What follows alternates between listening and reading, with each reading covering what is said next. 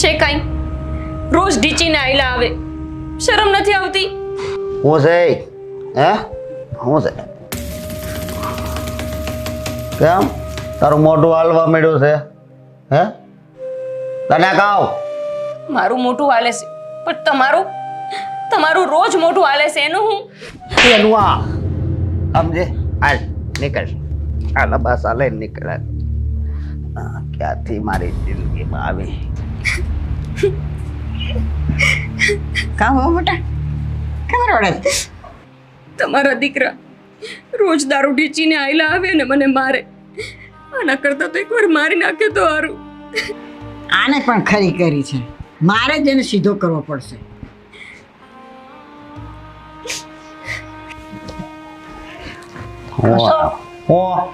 ગોપી બહુ ક્યાં છે?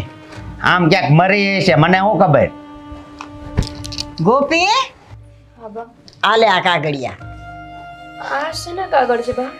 જેટલી પણ આ મારી મિલકત છે ને, જમીન જાયદાદ બધી, આ દુકાન, આ મકાન, આ જમીન, એ બધી મેં તારી નામે કરી દીધી. હું બોલો છો તમે? એનું તમને ભાન છે? હું મરી નથી ગયો, હજી જીવું છું. હા તો મને ખબર છે તું જીવે છે, પણ એ જીવવા લાયક બન.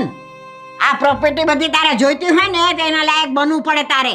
બા સાચું જ તો કે છે, હું તો આ ઘરની વહુ છું, મારો આના ઉપર કોઈ હક નથી. અરે વહુ છે તો જ મારે વિચારવું પડે ને. આને કઈ ભાન જેવું છે? અરે એ લાયક નથી, આ પ્રોપર્ટીના લાયક નથી. કાલ સવારે હું મરી જાઉં ને તો તને ઘરની બહાર તગડી મૂકે ને આ પ્રોપર્ટીની આમ ખેદાન મેદાન કરી નાખે ને દારૂ ઢીચી જાય એનું. પણ મારું જ કહેવાય આ બધું.